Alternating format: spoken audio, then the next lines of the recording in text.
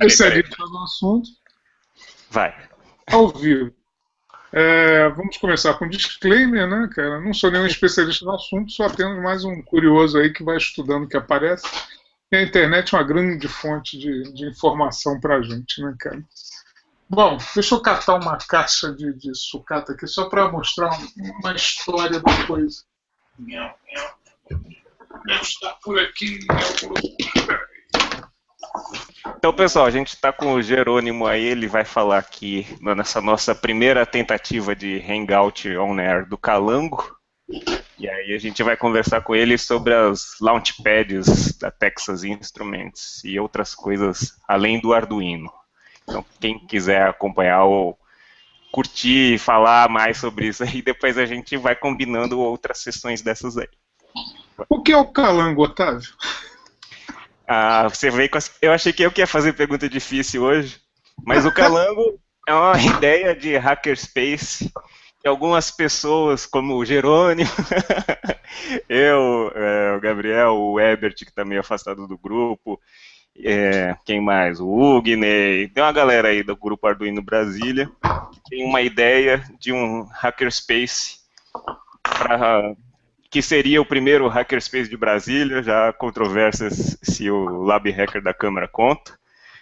Então, de repente, a gente já quer ser o segundo hackerspace de Brasília, mas a proposta é que a gente tenha um lugar onde a gente possa se reunir para conversar sobre tecnologia Arduino e outras coisas, mas também a gente possa martelar aí os nossos projetos, usar a furadeira assim a esposa ficar desesperada, e talvez instalar um torno mecânico, uma impressora 3D, todas aquelas tranqueiras que não cabem aí no espaço. Aquelas coisas, né, que não cabem em casa.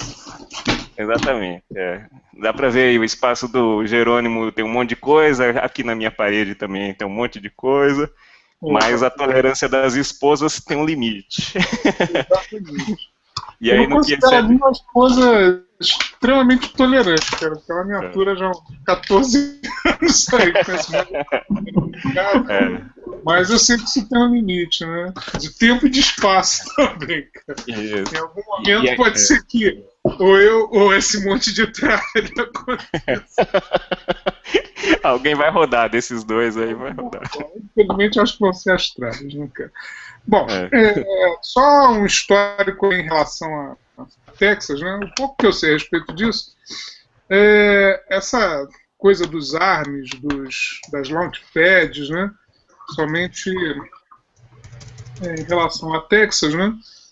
O que acontece? Tem a arquitetura ARM, que é 32 bits, tem uma premissa aí de baixo consumo de potência, um monte de GPIO, um monte de coisa para ser utilizado. A Wikipedia dá uma explicação melhor do que eu posso dar aqui, mas isso começa lá na década de 80, com uma empresa inglesa chamada Acorn, se eu não me engano.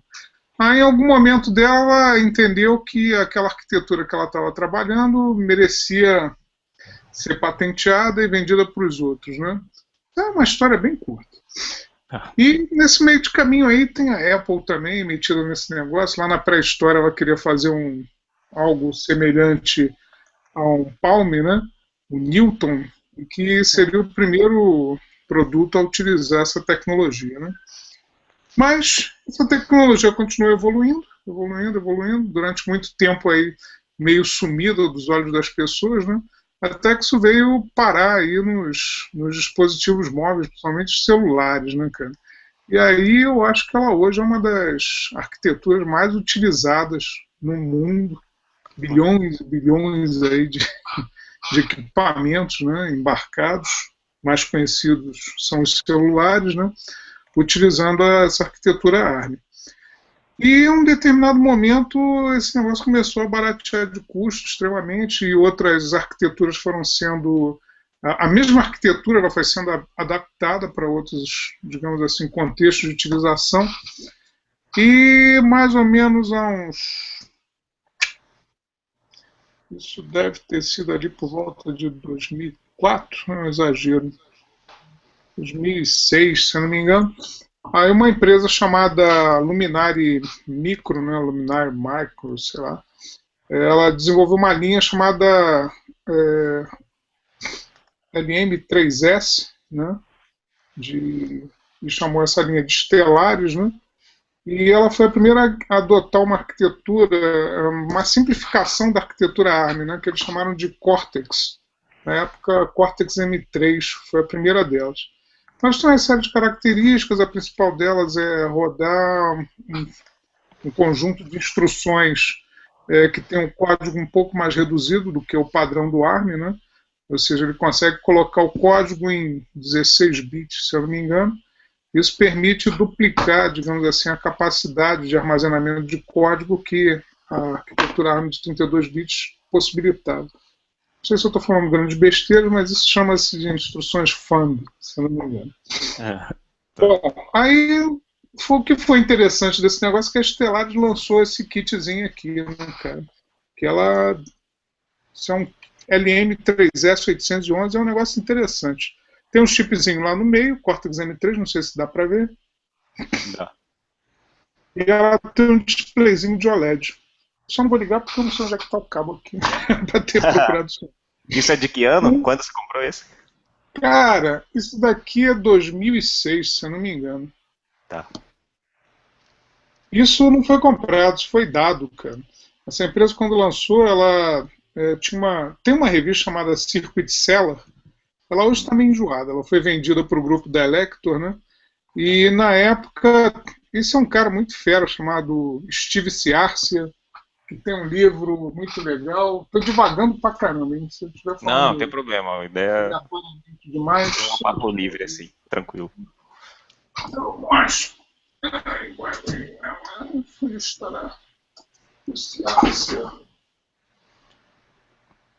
Ó, pessoal, eu dei um mudo aí em algumas pessoas que estava saindo eco. Eu não sei se eu esqueci de botar de volta o áudio de alguém, vocês falem aí, ou no chat aí, ou levanta a mão aí que eu sei lá, tem uma salinha de controle aqui, mas eu acho que se eu der mudo aqui, vocês conseguem tirar o mudo daí. Se vocês não forem tentar falar e não conseguirem, vocês dão algum sinal assim que a gente... É isso daqui, esse livro aqui, não sei se alguém já teve a oportunidade de vê-lo. Esse é novo, hein? Esse é novo. Construa o seu próprio computador com os 80. E esse cara daqui, chamado... Steve Ciarcia, tá escrito aí? Steve Ciarcia, ele escreveu numa revista chamada Byte, lá na pré-história, na década de 80. Então, nessa revista, ele publicou o kit de monte seu próprio PC, monte seu computador com os 80. Ele criou uma revista chamada Circuit Cellar, teve componentes de fabricantes, né, novos lançamentos, mas eles normalmente fazem da seguinte forma: eles promovem um concurso e o fabricante vai lá e despeja uma tonelada de kit de desenvolvimento a custo zero, que ele envia para enviá-lo para você. Aí, na época, era só você se cadastrar e receber. Eu me cadastrei e recebi esse negócio aqui. Era do cacete. Ainda é do cacete esse negócio aqui. Muito legal. Aí, esse negócio aqui, a premissa da empresa era o primeiro chip dessa linha ARM Cortex M0 a custar menos de $1, cara. O chip. E competindo aí com os microcontroladores de 8 bits e 16 bits, né? Mesmo os AVRs ele pegava assim e dava de pancada, né? Ele rodava esse daqui, se não me engano, a 20 MHz já na época, né? Rodando em 32 bits, muito mais memória e tal. Aí esse negócio começou a fazer sucesso, a empresa começou a ganhar dinheiro com isso daqui. Aí veio a Texas e comprou a Luminary Micro aqui, né?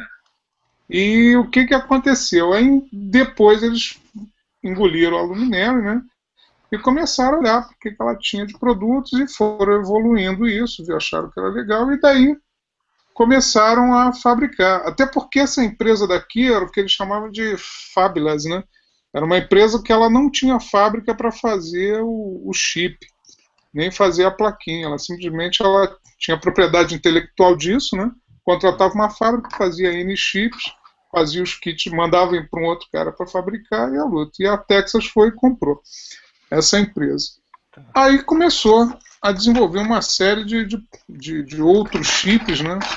LM3S9, 685, sei lá, tinha uma série de kits muito interessantes que eles desenvolveram e um monte de gente foi trabalhando, desenvolvendo produtos em cima deles e tal. E aí, uns 2 anos atrás, eles sacaram esse movimento do Arduino aí crescendo pra caramba, né?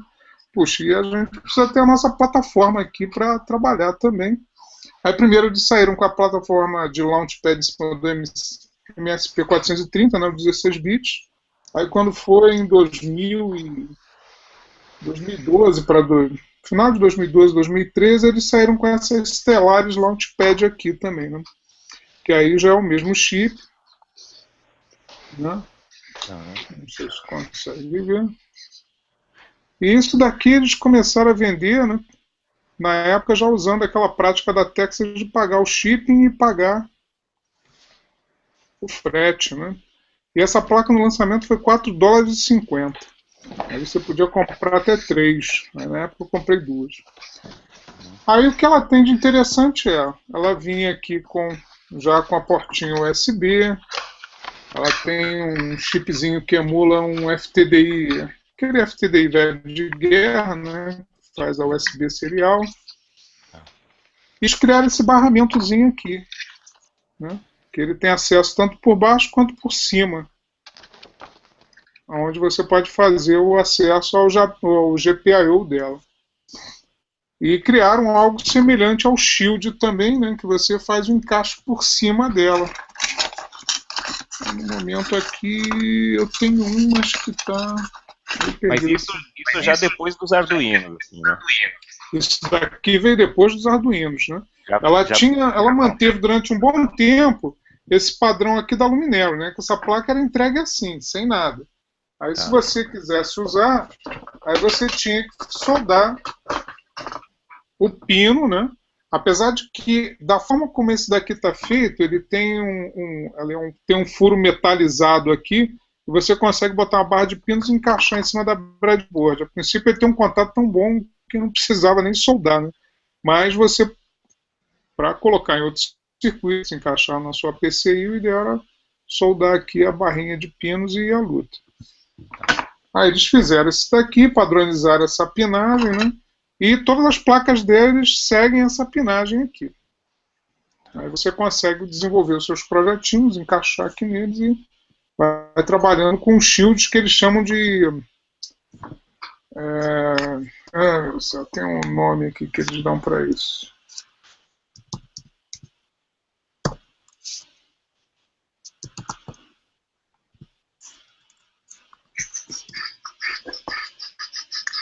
Que eu agora não vou lembrar, mas que não é capes, não. Essa pinagem que você falou, que é padrão, eu estava olhando, ela tem uns nomes diferentes da dos Arduino, né? O Arduino a gente é só um númerozinho, né? O dele é P2_2.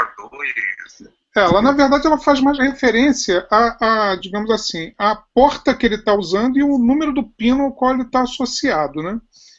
Bom, beleza. Aí, voltando à história da coisa, aí lançaram esse negócio daqui e isso começou a ter o seu sucesso, né? A sua venda aí devidamente disseminada, né? Porque é um negocinho com preço bem interessante que chega nessas condições.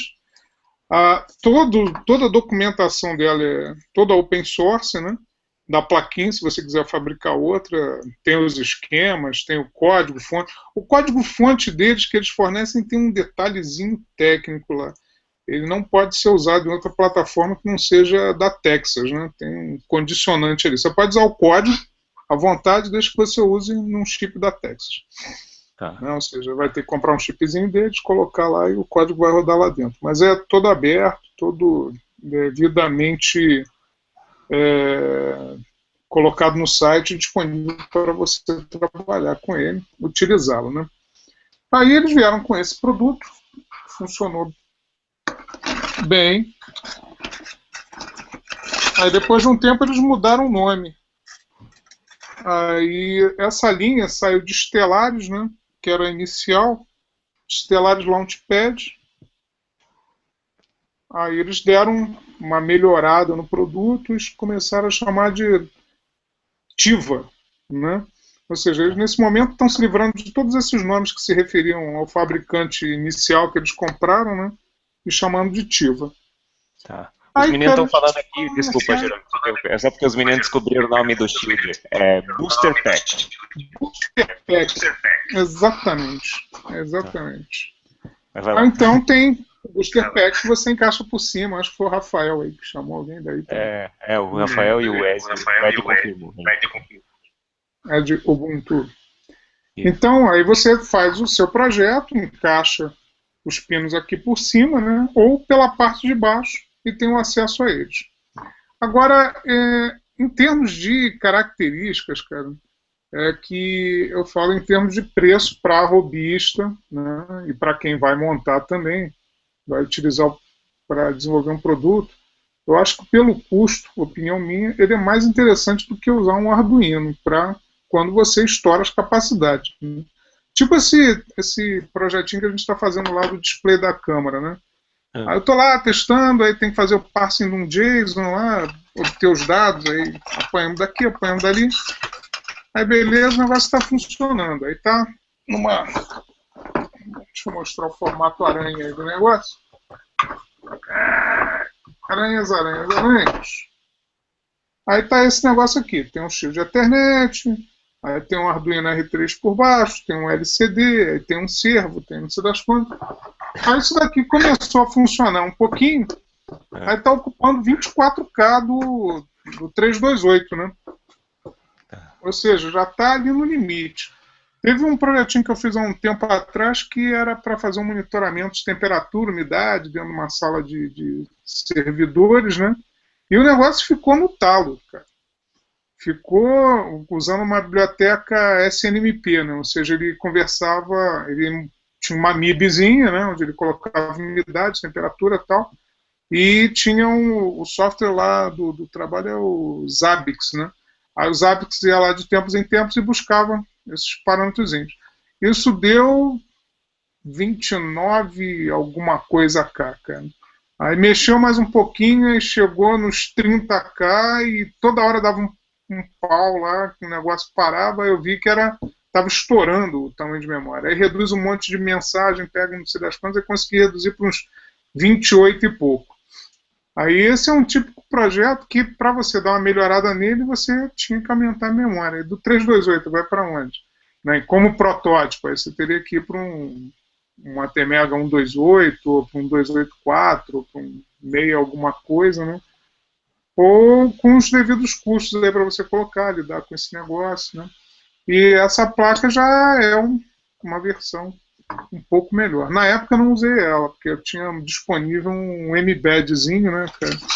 Aí no mbed o negócio funcionou um pouco melhor. O mbed também é um ARM. Esse daqui é um ARM Cortex M3, mas é de um outro fabricante e chega aqui no Brasil muito caro, cara. Tá. É da NXP, né, uma divisão da Philips aí. Isso daqui Certo. custa lá nos Estados Unidos $50, só vale a pena se você estiver lá e mandar entregar lá. Porque se mandar com frete, com não sei o que, tava lá, ele chega aqui por 300 e poucos reais esse negócio. Aí não vale a pena. Mas mesmo $50 é mais do que o Arduino. Assim, é só se você realmente excedeu a capacidade. Né? Depende do que é, né? Esse daqui, se não me engano, é um mega de flash e aqui dentro já tem uma Ethernet, né? Sim. Tem Ethernet, tem USB, tem um. No caso da mbed, que eu acho que vale a pena a gente falar em outra hora, você ainda tem uma coisa interessante, né? Que você, na hora que você conecta ele no computador, ele se comporta como se fosse uma memória flash, né? Aí você, para gravar o programa, você compila e copia para o driver que ele emula aqui. Que massa. Você grava no pendrive, né? Ele vira um pendrive. É como se fosse um pendrive. Aí, na hora que ele termina de gravar, aí tem um mecanismozinho interno que ele dá um reset e começa a executar o teu programa. Aí vai direto. No caso aqui da Ativa, né? Tem uma série de ferramentazinhas, né, que são disponibilizadas lá pela Texas, no caso, né? Aqui, não vou inventar a roda, mas você tem alguns softwarezinhos.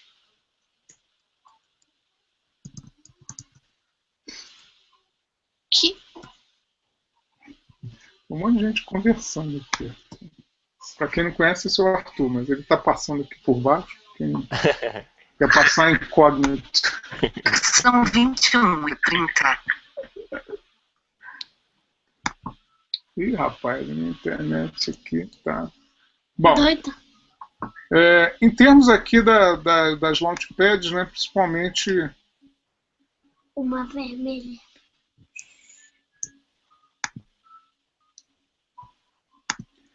essa da Ativa, no caso, né?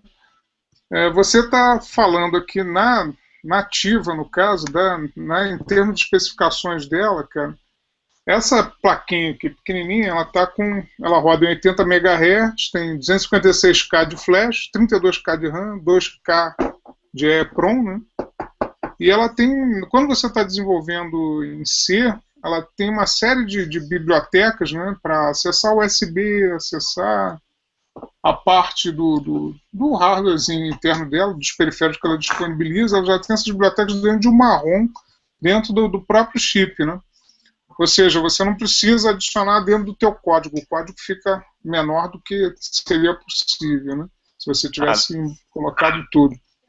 Então, além da memória que ela tem, ela tem uma memória adicional de biblioteca, é isso? Ela tem uma memória adicional de biblioteca, é isso? De bibliotecas, exatamente. Com drive e um bootloader bem interessante, cara.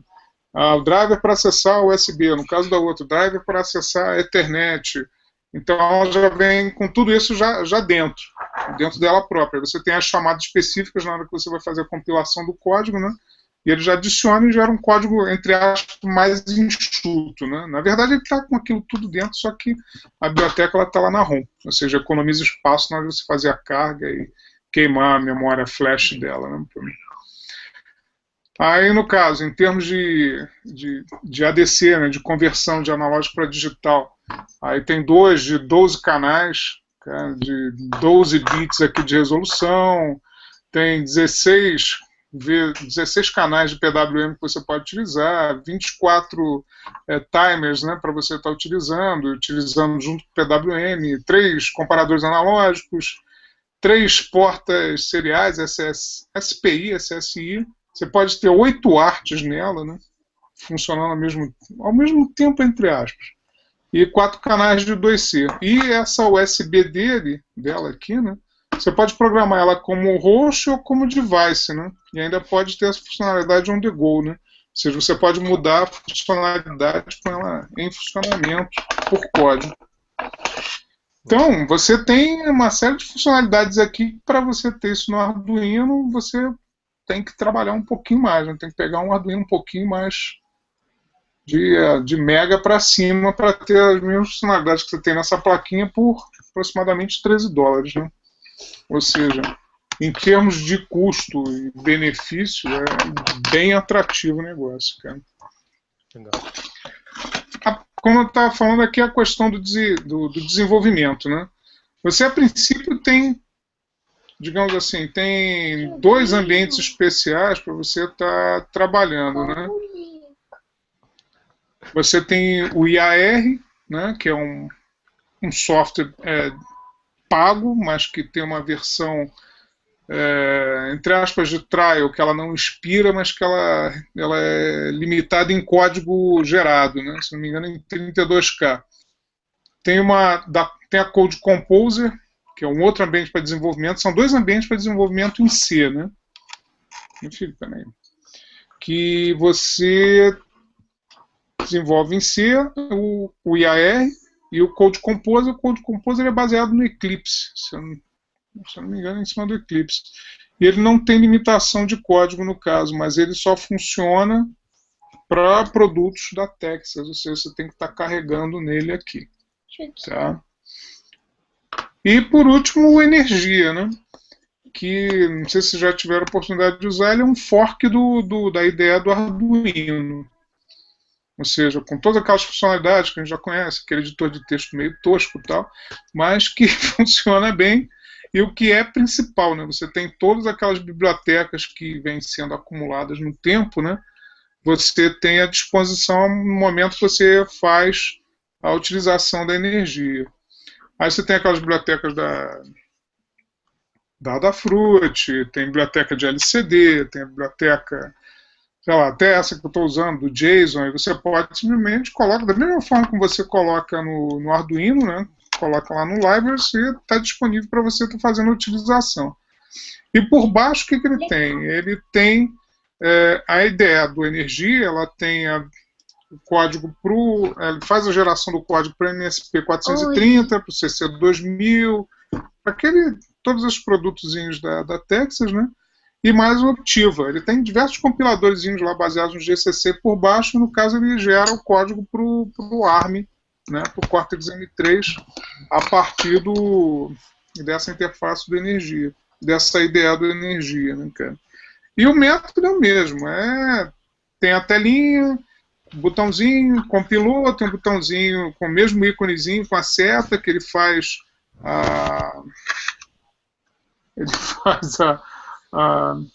senta aqui, vou mostrar um negócio muito legal para você, computador da mamãe.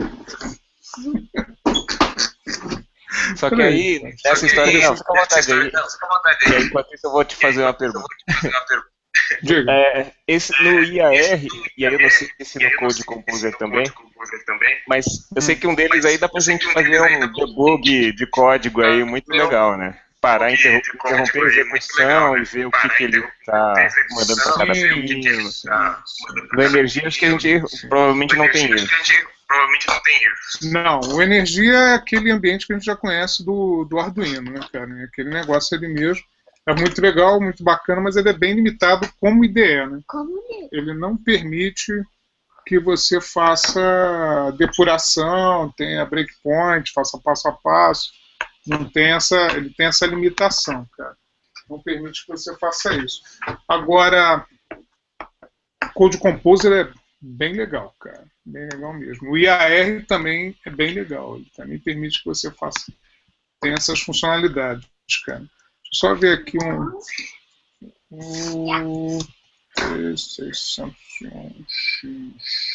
Jerônimo, deixa eu te perguntar um negócio. Pode falar, enquanto eu pego aqui um link. Aqui. Você já experimentou fazer um código assim, bem parecido no Energia e no CCS para ver se ocupa mais espaço no Energia? Olha, eu não fiz esse comparativo, cara. Não fiz. Mas a gente pode até fazer, eu posso até dar uma comparada. Eu tenho os dois aqui. Ontem eu tava brincando aqui no Energia. E pra piscar o LED já tava quase no limite, assim. Era um... Eu não conheço. Vamos ver aqui um exemplo básico aqui. Blink, né? Compilando ele aqui no Arduino, deu 1K. No Energia. File, examples, basics, blink. Parará, pão duro. Aonde ele... Pera aí, filhote. Isso aqui liga na USB dali, do outro lado ali. Ele faz a mesma geração com 3K. Esse qual? Desculpa, o Code Composer? Não, no Energia. Energia, foi a comparação que ele tinha perguntado aqui. Ou seja, o Blink no Arduino compilado deu 1084 bytes. E o mesmo Blink compilado no Energia deu 3.496, 3K e meio aproximadamente. Tá? Ou seja, deu um código 3 vezes maior, entre aspas. Assim. Ele gasta mais, né? Tem um consumozinho maior. Tá. Diga lá. Bom, o que eu ia falar era outra coisa aqui. Era do curso... Aí vem essa questão também de aprendizado, né? Ou seja, o Energia é legal, o Energia é bacana, mas você, digamos assim, se for fazer um trabalho, né, um pouco mais... não vou nem dizer profissional, não é o caso, mas seja mais criar um dispositivo embarcado, mais dedicado, que você tenha um controle mais fino do que está acontecendo, né? O ideal é que você vá fazer isso em si, ou seja, prototipo ali utilizando o Energia, né, essa interface do do Arduino, né, equivalente ao do Arduino, viu lá, é impossível de funcionar, a coisa vai dar certo. Aí preciso de uma otimização desse código, usar menos espaço, ter um controle mais fino do que está acontecendo. Aí você vai ter que cair para o C mesmo, né? E você tem uma série de facilidades na hora que você está executando, fazendo dessa forma, né? O que isso faz? Adivinha, eu estou falando nele aqui. Aí, o que acontece, cara? Tem o curso no YouTube, né? Com a introdução, a utilização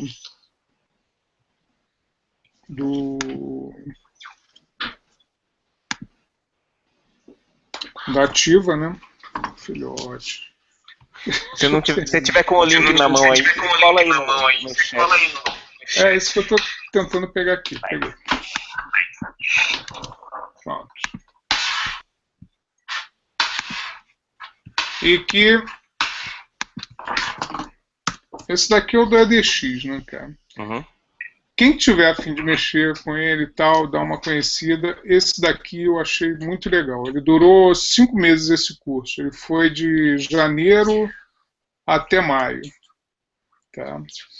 Aí teve todas aqui, tem uma série de exercícios, cara, todos com vídeo do YouTube, com os exercícios ali para serem executados, cara.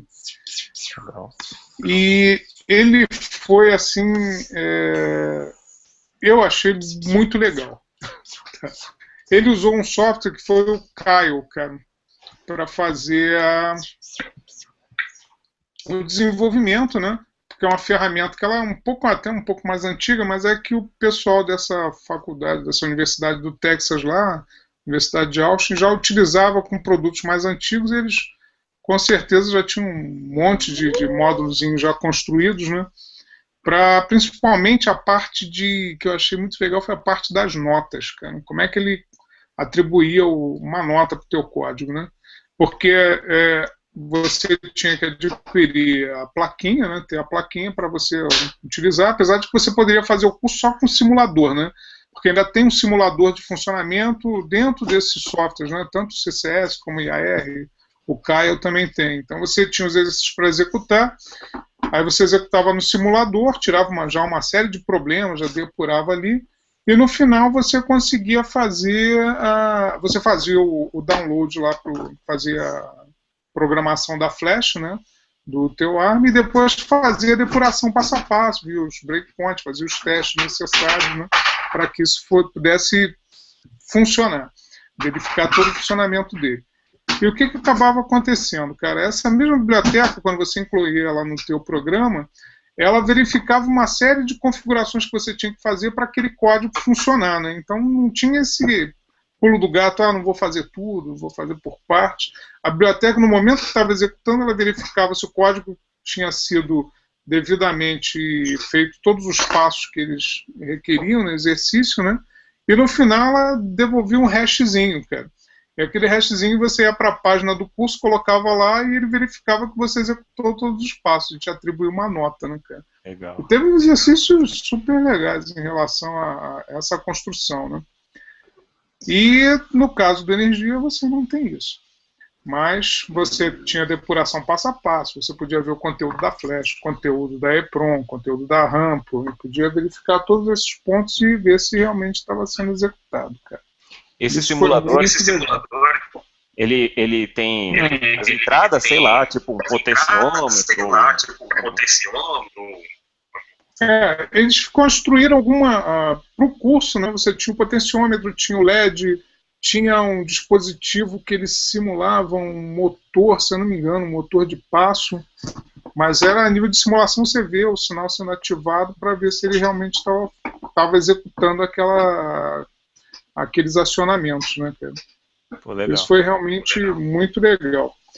E uma parte muito importante que teve no curso também é que esses chips, eles são, da mesma forma que os AVRs também, né, você tem uma série de periféricos que estão ativos ou não por programação, né? Por exemplo, no caso do AVR, né, do chipzinho até Mega 38, Aí um pino ele pode ter uma funcionalidade digital, né? Pode ser um pino digital ou pode ser um pino analógico, entre aspas, tem uma função analógica ali, uma escrita analógica, uma leitura analógica. E no caso dos ARMs, dos Cortex M3, M0, eles têm muito mais funcionalidades. Por exemplo, eu quero ter 3 seriais funcionando. Então, tem que passar por uma fase de setup que eu vou dizer, olha, eu tenho tais e tais pinos aqui, eles vão funcionar como TXD, RXD, como interrupção quando eu recebo aqui um caractere. Então, você tem toda uma programação prévia que você precisa fazer. No caso No caso da interface energia, isso fica meio escondido de você, né? Enquanto que quando você está desenvolvendo o SYNC, utilizando as bibliotecas disponibilizadas pela Texas, né, você tem que exatamente escolher o que você vai fazer. Se influencia no projeto de hardware, influencia nos dispositivos que vão estar disponíveis para você utilizar quando você está desenvolvendo, né? E é muita coisa que tem disponível para você estar utilizando com eles, né? Ver se eu acho aqui um formzinho dele, né, cara?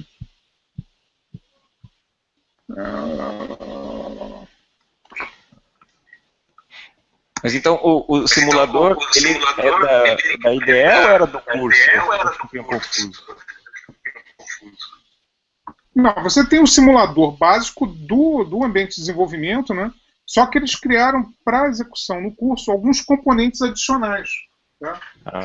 E algumas simulações, né, que você precisava executar, eles já tinham disponibilizado, por exemplo, um gerador de sinal, um osciloscópio, um analisador de sinais que permitia ver diversos pinos simultaneamente, como é que eles estavam se comportando durante a execução do código. Né? Essa parte que foi a customização do pessoal da universidade, né?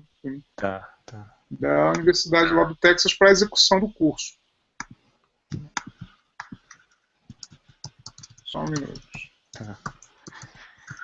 Eu sinto falta no Arduino de ter um simulador assim. Às vezes eu quero testar assim, não lembro a sintaxe de alguma coisa e falo, queria rodar só esse pedaço aqui, ver como é que era mesmo. Eu acabo fazendo upload e rodando lá e... Cara, não tem para todos os chips não, mas é porque a gente está usando... o que acontece? Está todo mundo em cima de Arduino, né? Então você fica utilizando a IDE do Arduino. Então, ela é muito limitada, cara, mas se você for para o AVR Studio da Atmel, cara, ele é uma ferramenta completa. Tá? Ela tem simulador, tem depuração, tem debug, tem uma ferramenta chamada JTAG, que para alguns chips, principalmente os chips maiores, né, você tem determinados pinos, né, do AVR que você conecta uma ferramenta chamada a interface JTAG mesmo, né, tem um cabinho que você liga, USB e tal, e ali você tem a possibilidade de fazer o breakpoint, fazer depuração, visualizar o conteúdo de memória. Porque a gente está sempre focado, a maioria do pessoal está focado no Arduino propriamente dito, cara. Mas essa ferramenta chamada Atmel, o AVR Studio, né? Ele também, dentro da linha dos produtos da Atmel, você tem a possibilidade de estar trabalhando dos AVRs até os ARMs deles, né? Isso é pago ou não?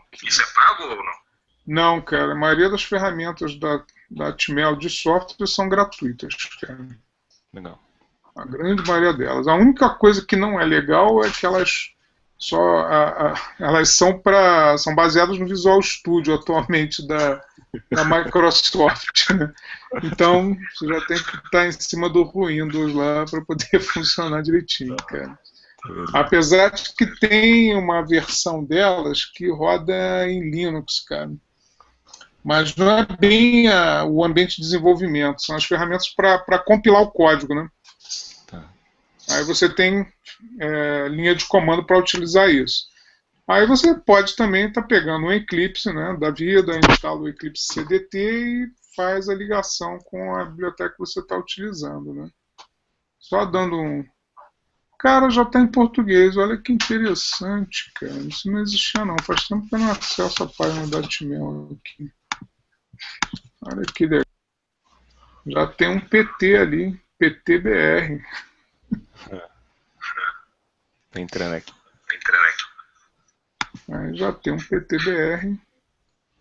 Aí tá aí o Atmel Studio 6. Tá só respondendo aí a sua. Ah, sim, tô vendo. Nova versão 6.2, trabalhar. Exatamente. Atmel Studio 6 Compiler Editor. A última versão que eu usei, que ainda uso ainda aqui pela, sei lá, acho ele bem tranquilo de usar, que é o Studio 4, né, cara? Ele tem uma ferramenta muito legal para fazer a programação do AVR, né? Aquela parte dos fuses, cara, que é sempre uma encheção de saco e tal. Ele tem uma interfacezinha gráfica que ele te mostra exatamente o que você está queimando, qual é a função daquele fuse, na hora que você está fazendo a programação dele, que às vezes quando você está usando o AVR Dude lá, o negócio fica meio nebuloso, meio sombrio, né? Tem que consultar uma documentação, e nele não, ela é bem legalzinha para você estar utilizando, cara. A gente mostra o que você está fazendo. Mas, voltando à vaca congelada, aí então, no caso dos Chivas, aí você tem essa situação, né? Que ele tem uma pancada de periféricos que estão aqui dentro dele, que você pode mudar a posição desses periféricos dentro dos pinos de GPIO. Tá? Isso é uma, digamos assim, uma funcionalidade que tem praticamente todos os fabricantes. Né?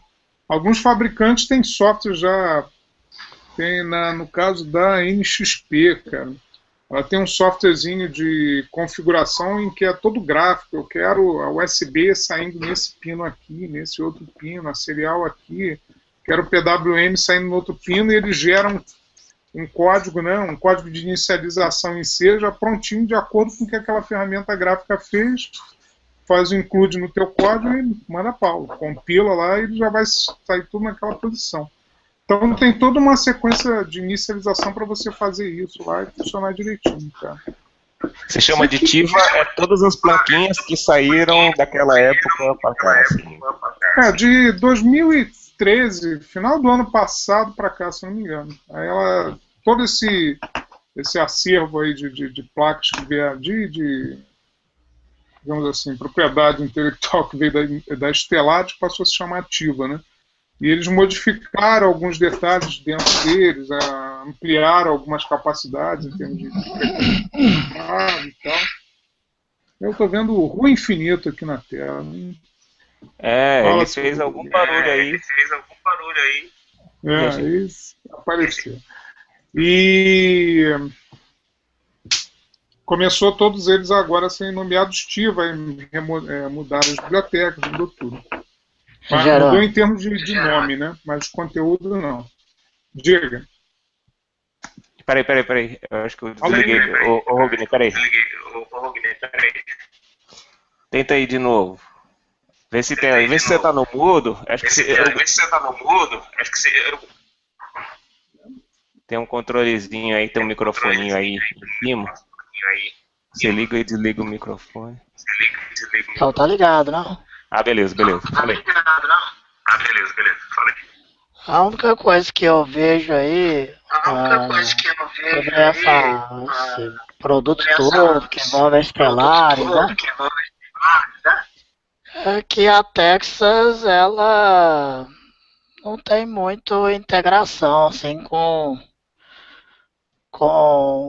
a gente em si. Só para você ter uma ideia, recentemente teve um curso aí dessa Stellaris para a América do Sul.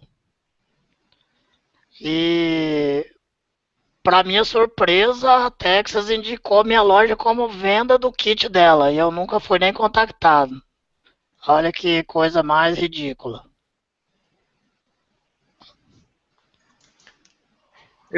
Foi no curso desse EDX que eu coloquei a referência ali em cima, né?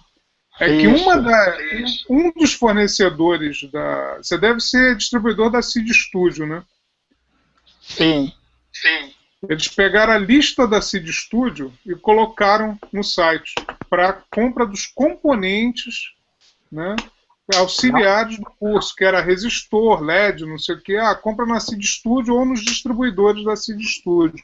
Não, eles puseram a própria placa. Aí apareceu o Ugnei lá, cara. Então, eu acho que é o seguinte, a própria Texas, nesse momento, se ela fez isso, eu acho que era Não, não foi a interessante. Texas, foi o pessoal do curso da Texas, cara.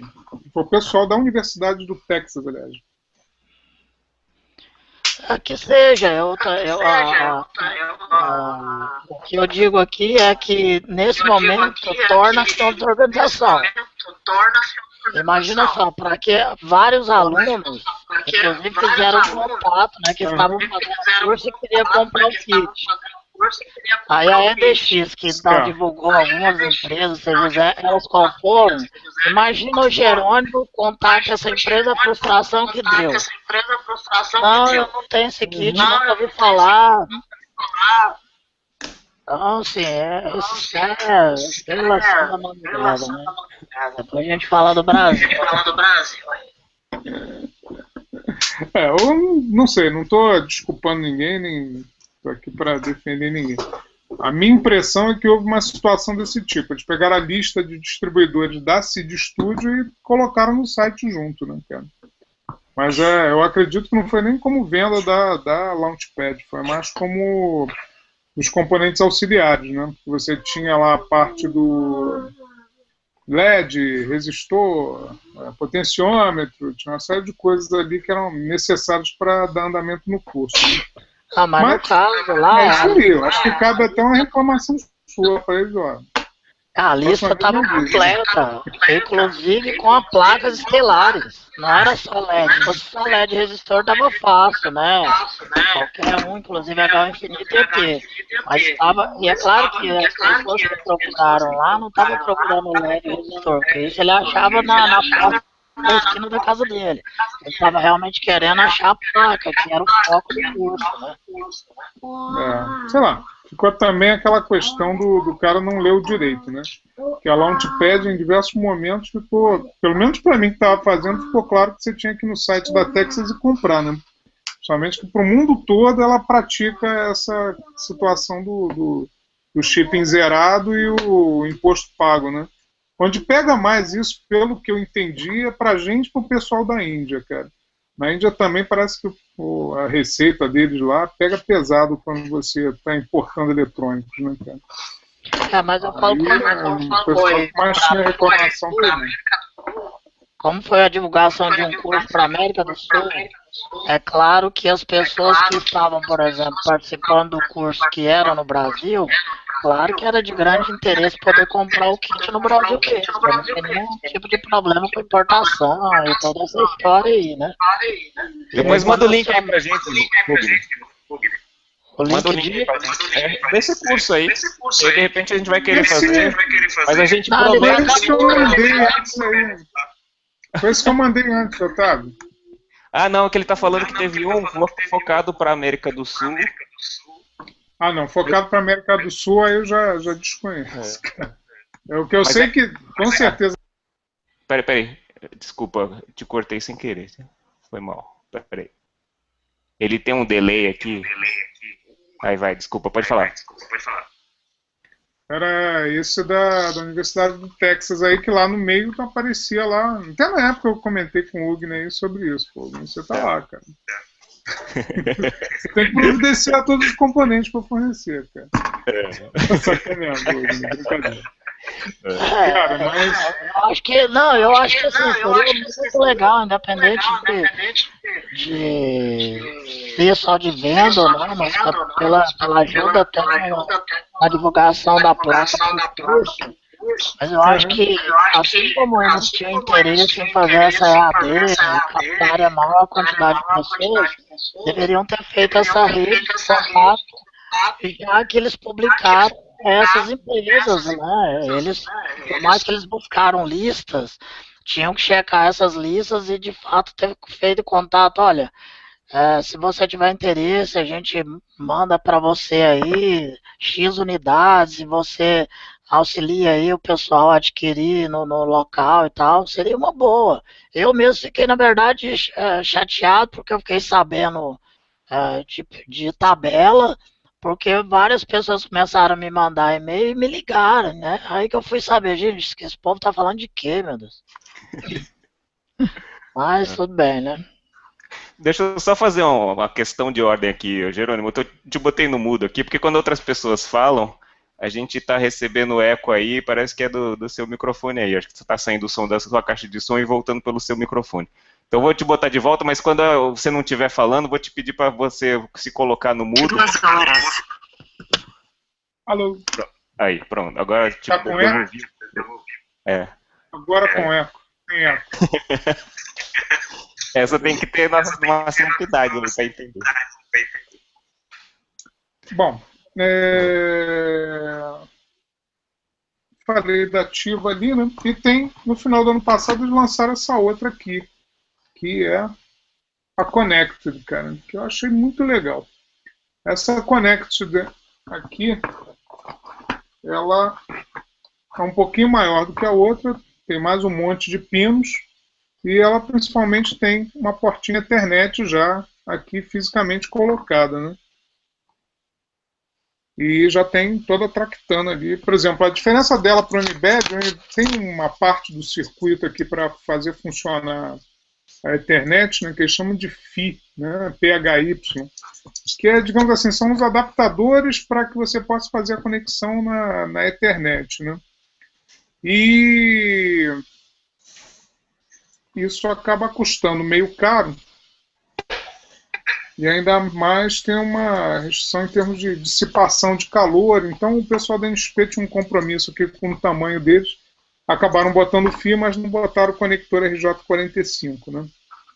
E no caso aqui a Texas optou por fazer uma placa um pouco maior e colocar o RJ45 e mais o circuitinho aqui, tem uma tractana aqui pretinha, que é o adaptador aqui dos sinais para serem colocados no Ethernet, né?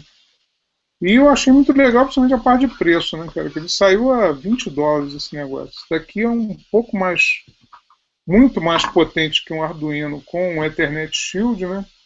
E por um preço extremamente interessante, cara. E ela tem aqui, né? Já vem aqui com 1 MB de flash, 256K aliás, 256K de RAM, 6K de EEPROM, a porta 10/100, 8 timers de 32 bits, e vai por aí afora, cara. USB e tal, podendo funcionar com o master e como slave. E mais uma pancada de softwares, né, já prontos para você testar.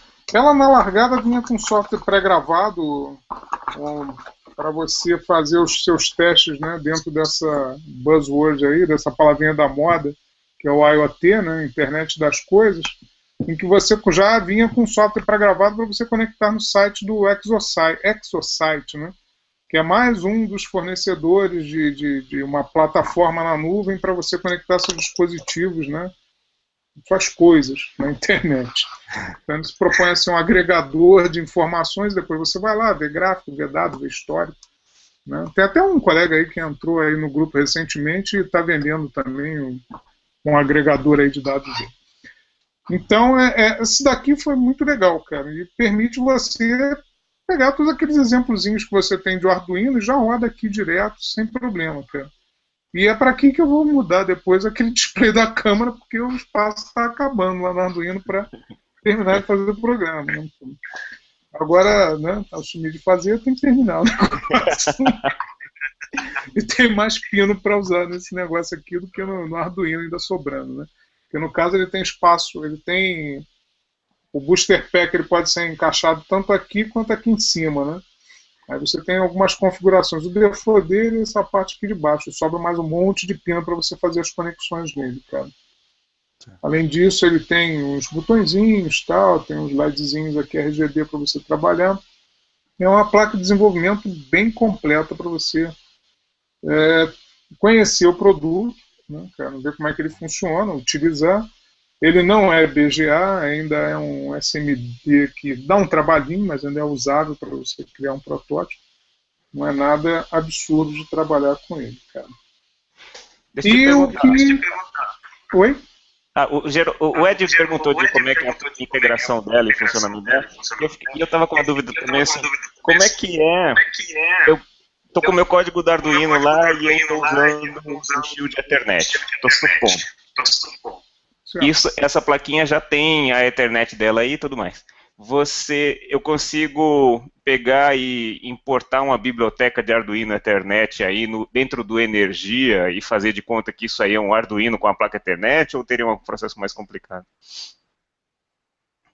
Peraí que o Gabriel te emudeceu. Você liga seu microfone e fala aí. Alô, estamos escutando? Bom, ele já tem essa biblioteca Ethernet equivalente à do Arduino, já está portada lá para a Energia, cara.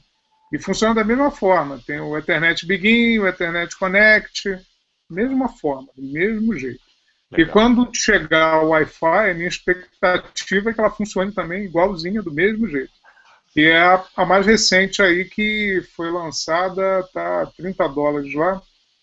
E ela faz a conexão Ethernet, mas via Wi-Fi, né? Conexão Ethernet não, faz a conexão via Connect Launchpad aqui. Cadê? Essa daqui.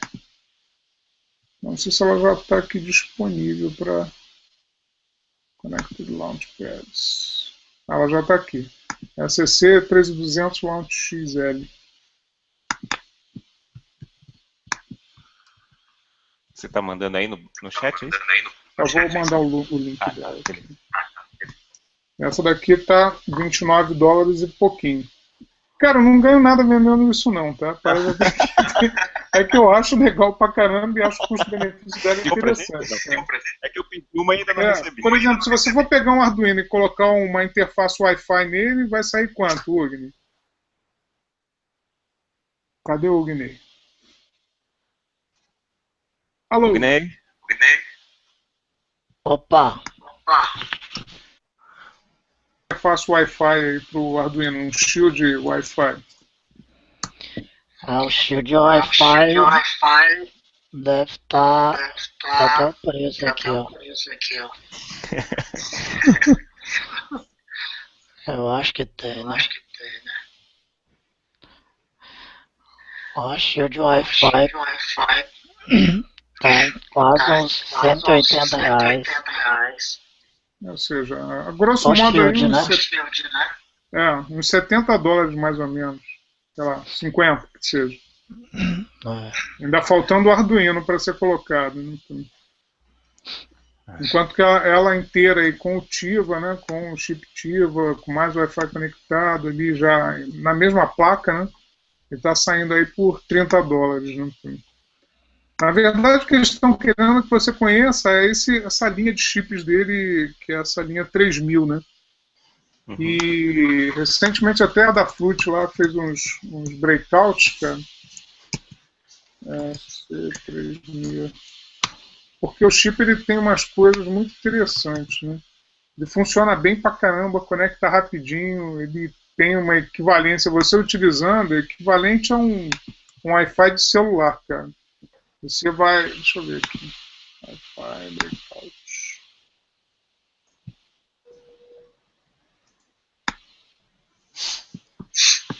Gabriel tá perguntando se é que nem o relógio, os caras pagam o frete, o imposto e tudo mais. Exatamente, o mesmo preço. Praticamente, eles têm um limite de quantidades, cara. Tá. E eu não sei, eu nunca atingi, mas parece que tem um limite da receita também, cara. A receita vai computando essas coisas que chegam para você, parece, não posso estar falando besteira, mas acho que é $3.000, alguma coisa aí por ano, cara, que você pode importar dessa forma. Não sei. Tá? Em algum momento, se você ultrapassar esse valor, alguém bate na sua porta aí. Oi? É isso aí, $3.000 por ano. $3.000 por ano, né? Se você ultrapassar esse valor com essas comprinhas assim bobas, né? E, obviamente, elas sendo tributadas, aí em um momento alguém bate na sua porta. Não, eu te convido, não, você recebe a cartinha para ir lá na Receita Federal dar explicações sobre alguma coisa. Mas eu acho Ô Guinei, e como PJ, qual que é o limite? Para você, assim, qualquer. Não existe, né? PJ, qualquer coisa que você compra é tributável. Aí, PJ, você tem que ter formalmente um radar. Existe um radar mínimo de R$ 150.000 por ano. Existe um default aí que é ilimitado. Mas o mínimo aí de um radar é 150.000 anuais. Mas não existe isso, né? Se eu trouxer $1 é tributável. Como empresa não tem pra onde escapar, né, cara? Se quiser fazendo tudo certinho ali, você vai sempre, e é bom, tá sempre funcionando isso direitinho, não quer. Sei lá. Na prática, assim, esse negócio de não fazer, sei lá, não vou querer dar uma de santo não também nas coisas, mas eu acho que dá muito trabalho esse negócio de ficar sonegando imposto. Gerando, te perguntar. Tem que ser muito. Tem ideia de. Acho que a empresa é muito grande, deve ter uma divisão que fica fazendo essa festa aí pra gente. Mas os caras ganham dinheiro como, assim? Eu não conheço nada da Texas. Cara, meu ponto de vista, eles ganham dinheiro da mesma forma que a IBM ganhava antigamente, né, que era a Sun, com aqueles equipamentos que eles doavam para as universidades, né, cara. Você saía da faculdade e só falava IBM, Sun. Ia para a empresa, o que você ia comprar? IBM, Sun. Acho que a linha deles é essa. Tanto da NXP, todos esses grandes fabricantes, né, cara, eles têm essa situação de gerar produtos de baixo custo, tá? Dar a ferramenta de graça, porque isso daqui, qual a intenção dele? Você aprendeu a usar isso daqui, acha legal pra caramba, sabe de pé nas costas como é que funciona, desenvolveu um produtinho, vendeu, sei lá, 10.000 unidades, você vai comprar o chip da Texas, botar o negócio lá no seu produto. Tá? Isso, no final, eles vendem isso, cara. Ele vende areia, né, cara? Vende silício, cara. Ele não vende plaquinha. Isso daqui é kit de desenvolvimento para o usuário ter o conhecimento, adquirir o conhecimento para poder desenvolver produtos utilizando o chip deles, cara. Invenção de todos eles. Tá? E está todo mundo indo nessa linha, cara. E sugiro a todo mundo se inscrever nos sites, né, cara, dos fabricantes, quem estiver interessado na coisa, né, cara. Algum tempo atrás eu ganhei uma plaquinha da Freescale também, cara. Daqui você vai se inscrevendo, vai enchendo o saco deles, aí de vez em quando quando você enche o saco demais, eles te mandam uma placa. Isso daqui é uma placa da Freescale também, isso daqui é um outro ARM Cortex, né? Ainda nem terminei de olhar de direito aqui. Mas esse daqui tem parte de uma outra premissa, né? A Texas optou por fazer o barramento dela. A Freescale já partiu para emular o Arduino, né? Esses pinozinhos aqui dela, você cola o barramento, solda o barramentozinho, né? E pode botar um shield de Arduino por cima. Isso daqui, por exemplo, isso daqui foi no lançamento, eles distribuíram para todo mundo que estava inscrito lá no site deles, né? Na verdade não foi no site da Freescale, foi no site do distribuidor da Freescale, BV alguma coisa. Aí mandaram. Agora, essa placa, quando ela começou a ser vendida, se não me engano, a $9, cara.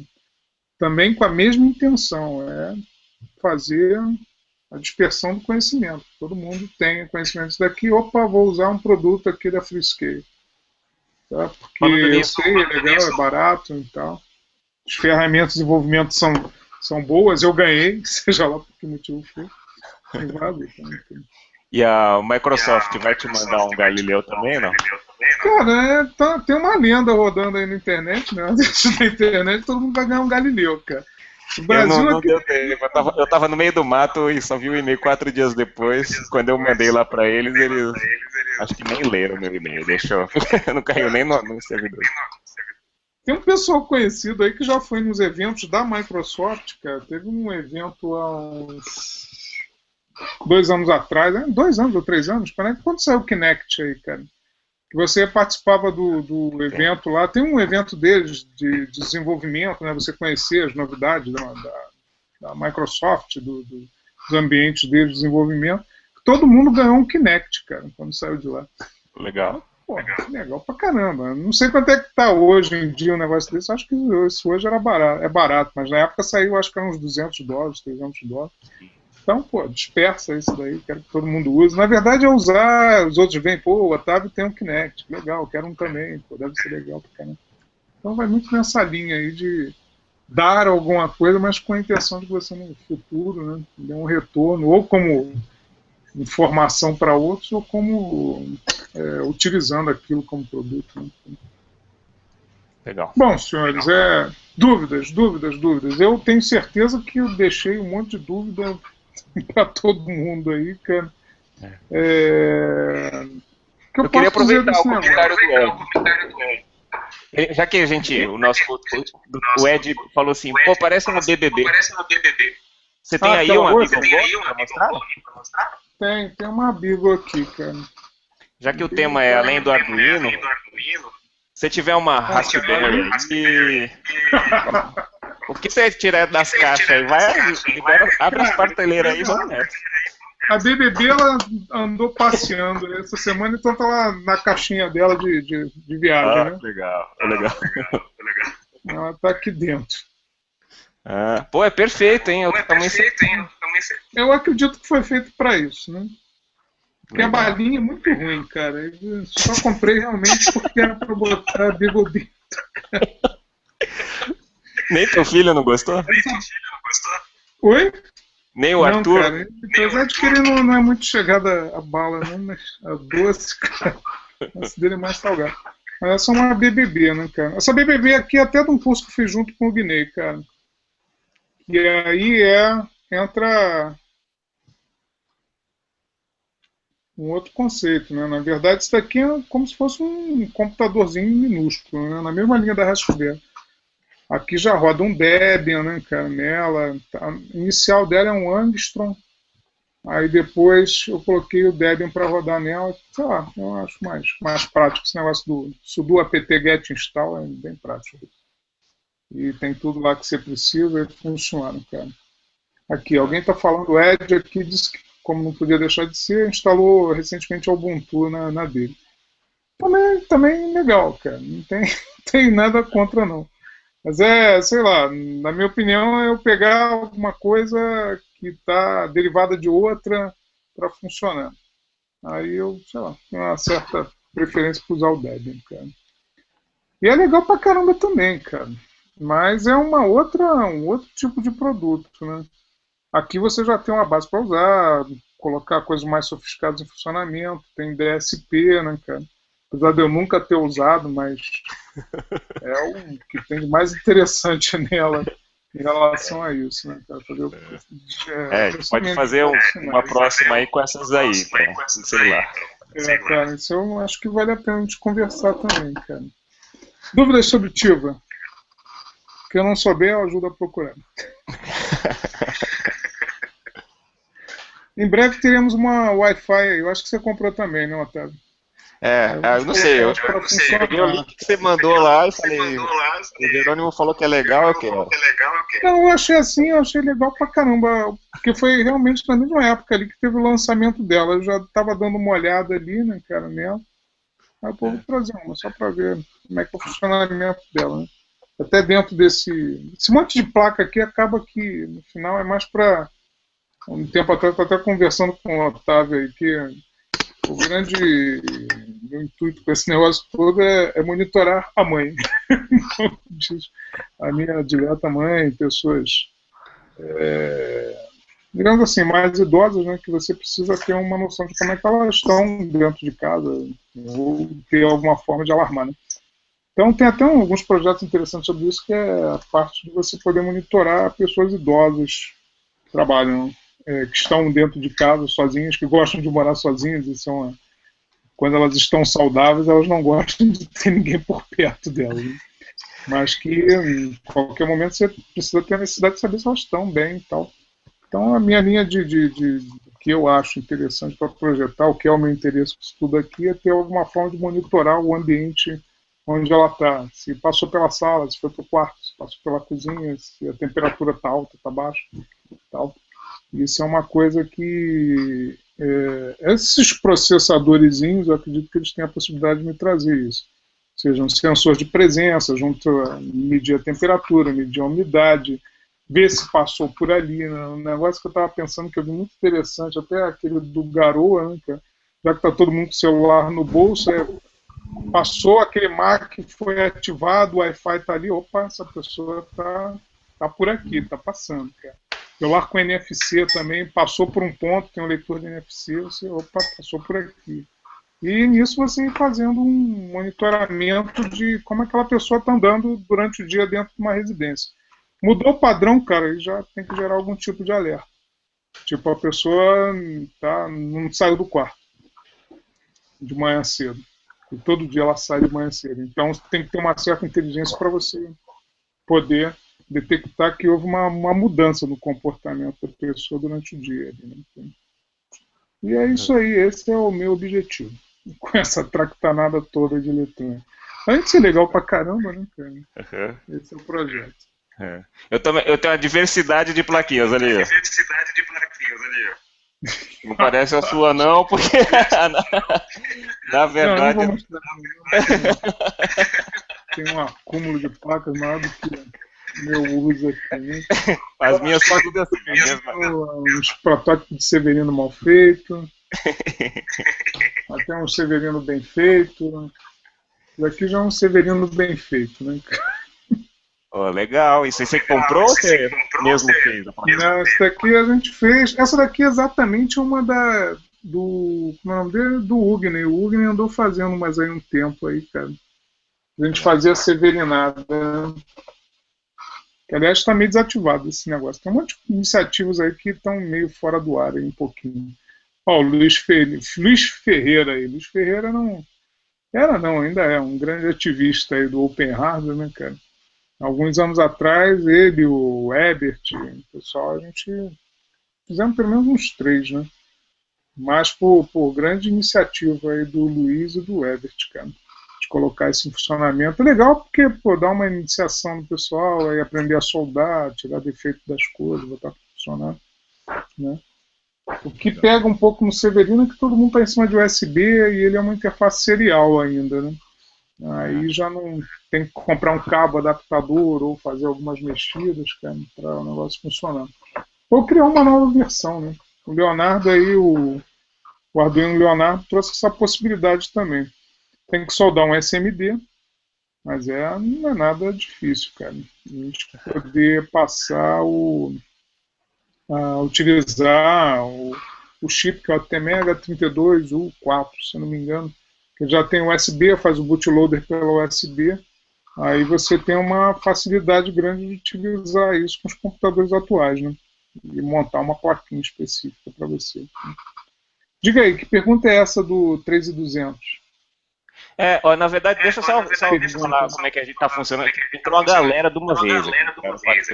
Aí o Gabriel saiu desligando o microfone de todo mundo, porque quando alguém entra, leva aquele tempinho de acertar o webcam, faz um monte de barulhinho, e aí a gente desligou porque dá uma organizada. Mas quem quiser falar, pode ligar de novo o microfone aí, eu não estou intermediando nada aqui. Fala aí, galera. Quem quiser se apresentar também. Alô? Luiz, se você quiser falar. O Luiz está falando aqui, Adilson Akashi, conseguimos autorização para melhorar o Severino na época, né?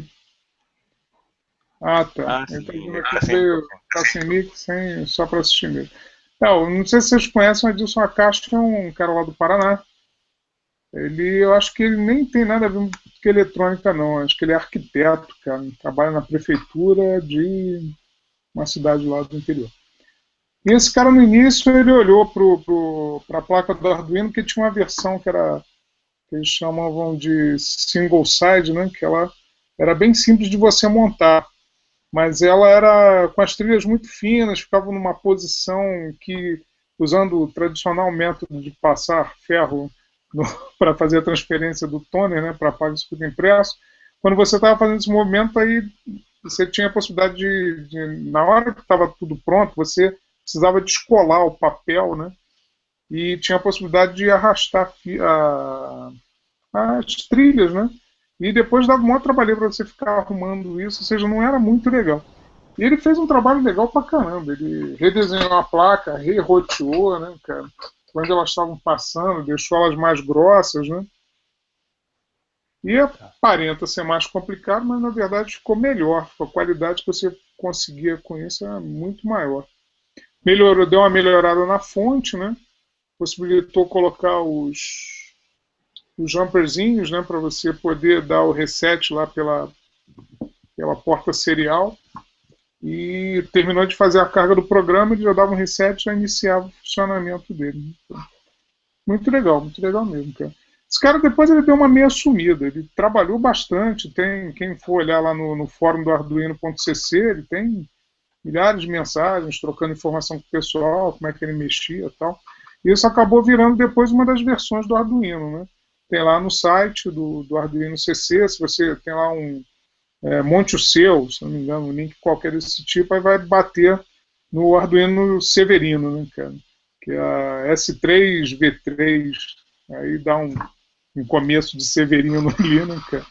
E o pessoal chama de Single-Sided versão 3, release 3. Ou seja, a terceira versão da placa serial que você pode montar em casa. Tá? Isso nos anos lá de 2004, 2005, todo mundo fazia isso, né? Quem podia, eram muito poucos que tinham acesso a comprar o Arduino na época. Aí todo mundo montava o seu, montava no protoboard, montava num outro, sei lá, numa outra placa de experimentação e testava o bootloader, as bibliotecas. Época aí de desbravamento aí das coisas. Eu vi um paper do Hino, eu acho. Que a ideia era você imprimir e no papel mesmo você fazia. Eu lembro qual que era o esquema. Tem um paper do Hino, né? Tem um paper do Hino, é isso mesmo. É isso mesmo, cara. Bom, o Luiz está falando aqui de. Alguém já desenvolveu algo com Cronos da Texas, cara? Cara, eu fiz uma experiência com Cronos da Texas e não fui muito bem sucedido. Eu tentei botar o Open Cronos. E eu tenho. E, sei lá, alguma coisa ficou funcionando errado nele. O que é o Open Cronos? O Open Cronos é uma versão do código, né, dele com mais funcionalidades, acertando algumas coisas. O Cronos ele tem um probleminha no código dele lá, cara, que ele atrasa um pouco o relógio.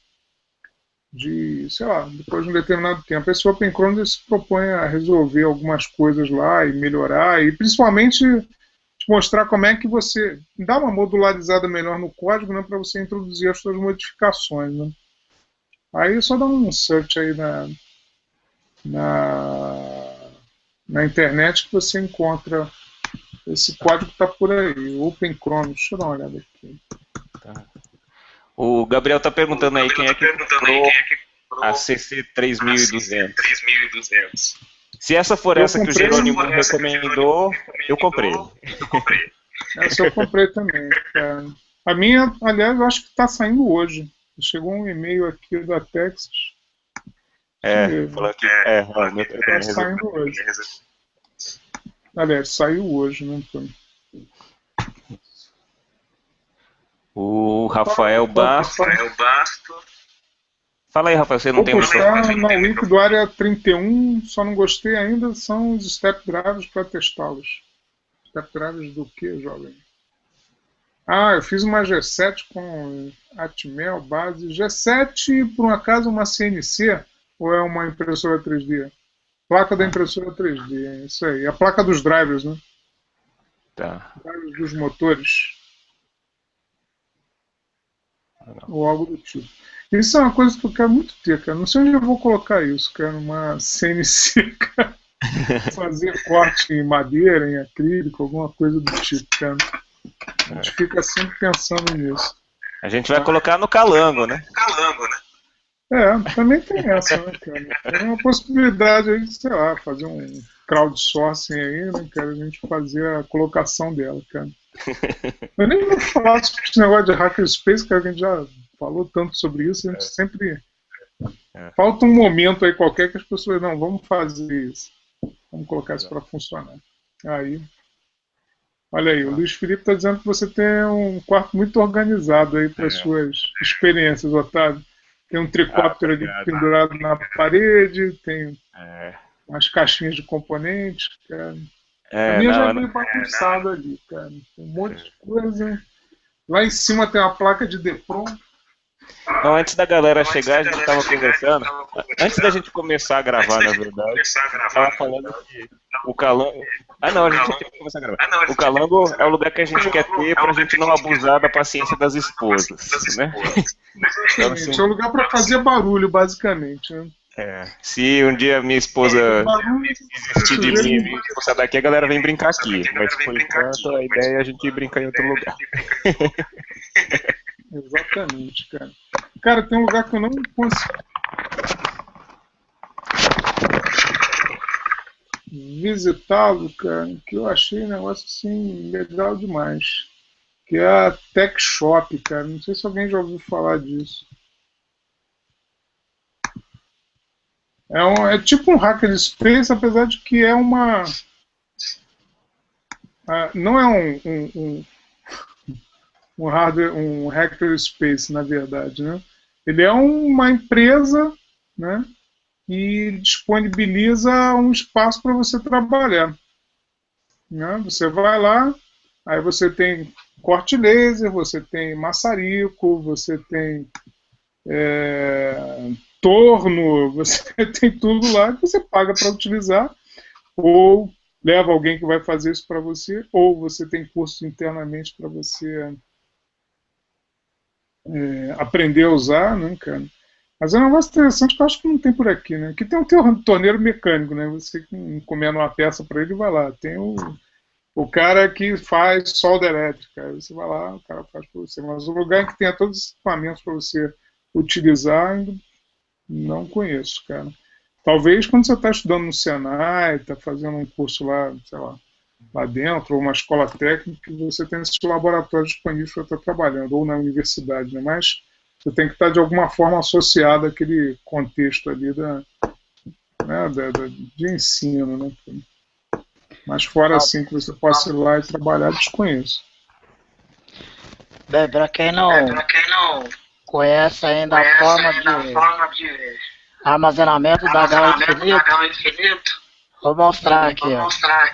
Opa!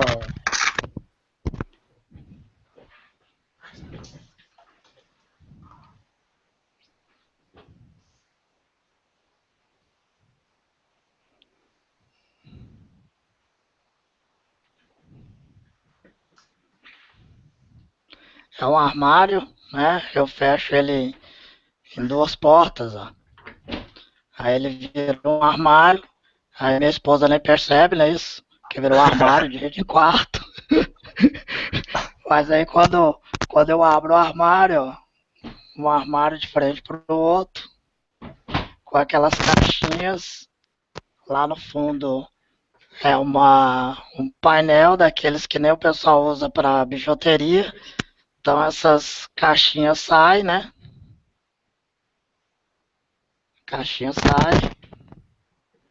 Não sei se está dando para ver tão legal assim. Mas a caixinha, ela engata nessa parte do fundo. Então assim, até o Luiz esteve aqui esses dias. Eu falei que montei isso, passei mais ou menos esse projetinho aí pro Isaías, ele fez mais ou menos algo parecido. Então basicamente eu tenho 3 como esse aí, então forma um conjunto quase de 6. Cada parte disso aí consegue armazenar 100 caixinhas. Então cada armário desse consegue armazenar 200 caixinhas. Então são 200 itens diferentes de componente.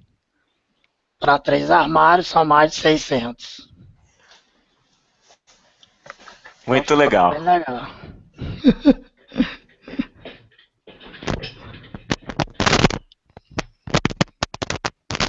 Isso aí. Legal. Então, galera, vamos algo um pouco mais organizado, né?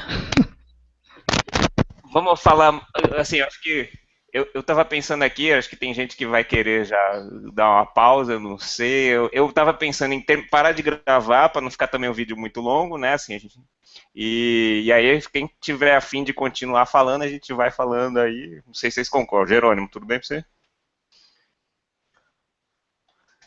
Jerônimo, eu acho que você tá no mudo de novo. Alguém me emudeceu aqui. Bom, como eu estava falando, a gente tinha um compromisso inicial de falar 1 hora aí sobre o assunto, né, cara? Como eu falei, não tinha o objetivo de esgotar tudo, não sou um imenso conhecedor, só estava falando sobre a minha experiência trabalhando com eles, né, cara? Eu achei muito tranquilo de usar, gostei muito, já há algum tempo que eu já gostava mais dos ARMS em relação a isso, pelas facilidades que eles te dão, pela capacidade maior e somente com essa linha Cortex aí em termos de custo, né? Ou seja, na hora de você desenvolver alguma coisa, não estou falando nem de Arduino, estou falando de pegar o chip AVR, custo dele comparado com o custo de um ARM, realmente o ARM dá de 10 a 0, tá? Mas não é um negócio tão simples de você trabalhar quanto trabalhar com a AVR. Você tem que estar um conhecimento um pouco mais aprofundado para utilizar. A IDE Energia, ela te dá um pontapé inicial, você está no mesmo ambiente, tá? Mas não vai ser até como não sei quem foi que notou, acho que não sei se foi o Gabriel ou o Rafael, ou seja, dentro do mesmo ambiente ali de utilização, o Energia ele dá um desperdício no código, ou seja, você viu que um código relativamente simples, em um estava 1K, o outro estava 3K. Mas se você for partir para o C, para o Eclipse ali, configuradinho, e fazer o desenvolvimento dele em C, cara, você vai ter uma performance muito melhor, vai ter um código bem mais otimizado para desenvolver os seus projetos. Tá? Essa é a minha observação sobre o assunto. Tá?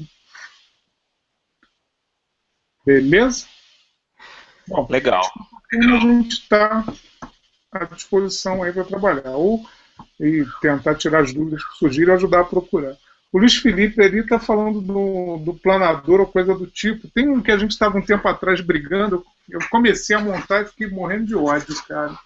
Que era aquele planador. O que acontece nesse negócio, cara? Isso aqui tem que ser feito na laser, não pode ser feito à mão, cara. Porque sai tudo fora de posição aqui, os cortezinhos. Depois você vem encaixando, fica tudo torto. A parte de cima eu praticamente quebrei de raiva o negócio, porque eu não encaixava nada em lugar nenhum. Eu cortei tudo na mão, né, cara? Mandei imprimir em A3, aí coloquei em cima e fui lá, cortando lá, faquinha alfa, não sei das quantas, as posições. Só que o papel enruga, cara. Principalmente o A3, aí ficou aquela dobrinha, as coisas não saíram na posição correta. Na hora de encaixar tudo, não ficou legal. Não façam assim. Aí, o que tem que ser feito, na minha opinião, pega esse negócio daqui, arruma o DEPROM, arruma um lugar para cortar isso a laser, né, cara, e vai ficar tudo certinho. Vai funcionar direito. Cortando na mão não fica legal. Dá para cortar um monte de outras coisas, tem um aviãozinho aqui. Isso daqui dá pra fazer. E voa direitinho pra caramba. Tem um toalhão, né, cara? Tá meio desmontado porque eu reaproveitei os motores de servo dele, mas ainda tá com o receptor, com a parte do ESC. O motor tá aqui. Isso daqui voa direitinho pra caramba. Meio feião, mas funciona bem pra caramba. Esse daqui é da revista Make, tem lá o projeto dele. Tauel RC. É isso aí, Luiz. É uma surra, esse negócio de rádio controle, aeromodelismo, isso é muito bom para quebrar, aprender a ter uma coordenação motora mais fina, né? Porque no controle remoto, na hora que você empurra para frente, na verdade ele não sobe, ele desce, né? Aí na largada você tem que puxar ele para trás. Aí as primeiras vezes que eu voei, eu devo ter quebrado uns 3 aviões desses de DEPROM por conta disso, cara. É isso aí. Legal, legal. Eu queria depois propor temas aí pra galera, mas agora que eu vou encerrar aqui, muito obrigado aí, Jerônimo. Muito obrigado a todo mundo aí que participou, quem assistiu e tudo mais. E aí eu acho que podia a galera usar os canais que a gente já tem mesmo. Então é o grupo Arduino Brasília, Peraí, Jerônimo, eu vou te mudecer de novo aqui. Estou com muito eco. Então, galera, usar os canais que a gente já tem, Arduino Brasília, o grupo do Calango para quem for grupo, o grupo Open Hardware também, muita gente aqui está lá. O canal do YouTube, se quiser colocar comentário, quem estiver assistindo depois da gravação, para propor temas. Eu acho que assim, um tema interessante pode ser esse aí mesmo, assim, coisas que voam, porque aí tem essas gambiarras aí que a gente faz para voar. Eu tenho essas minhas aqui também, que a gente pode propor, explicar como é que a gente está fazendo e tal, eu acho que é legal. Tem as coisas que a gente tá brincando na Câmara dos Deputados, que é um assunto que eu estou gostando muito, assim, de essa coisa dos dados abertos, né? A gente tem descoberto coisas fascinantes aí. Eu hoje descobri que a gente consegue pegar dados de GPS dos ônibus do Rio de Janeiro, e tem coisas muito legais para a gente explorar, para a gente brincar aí. E aí quem quiser propor temas, a gente está aberto aí para fazer outros. A ideia é a gente fazer sempre e se acostumar a olhar um para a cara do outro, para de repente a gente desenrolar um espaço físico aí para a gente em algum momento. Quem sabe, né? Então, eu queria agradecer aí, eu vou ligar de novo aí para o Jerônimo falar de novo. Fala aí, Jerônimo, uma palavra final aí. Uma palavra final disso daí, cara, que é legal nisso tudo. Mesmo que exista o Hackerspace, que a gente ainda não tem lugar para fazer isso, de qualquer forma a gente criar o hábito do horário, do dia da semana, que a gente se reúne para falar sobre alguma coisa, cara. É meio difícil, né? Durante o dia a dia de todo mundo tem uma série de compromissos aí para realizar, família, filho, trabalho, curso, faculdade, seja lá o que for. Acho que a gente tem esse hábito aí de, vamos falar de tecnologia um determinado dia na semana ali. Aí, em conversa com o Otávio, não, vamos começar aqui com, sei lá, além do Arduino, vamos inventar um nome qualquer aqui, vamos falar sobre isso, vamos buscar um assunto qualquer aqui fora. E a proposta seria, de repente, na próxima semana, na quarta-feira que vem, ou seja, no próximo encontro, a gente durante a semana vai se falando, vamos falar sobre, sei lá, Raspberry Pi aí, ou BeagleBoard, ou vamos falar de Arduino mesmo, como usar o AVR lá dentro do Arduino, de uma outra forma que não com a IDE, cara. E criar esse hábito da gente estar se falando. E um belo dia, quem sabe, a gente está fisicamente reunido em algum lugar, né, conversando sobre isso, com um canal de Hangout para quem está de fora, cara. Então esse é o objetivo desse dia. Quarta-feira, às 9 horas, não perca na próxima semana. Né? Legal. Eu vou interromper a gravação aqui e vou deixar aberto para quem quiser conversar mais tempo aí. Quem não quiser, a gente vai encerrando. Obrigado aí, galera. Boa noite.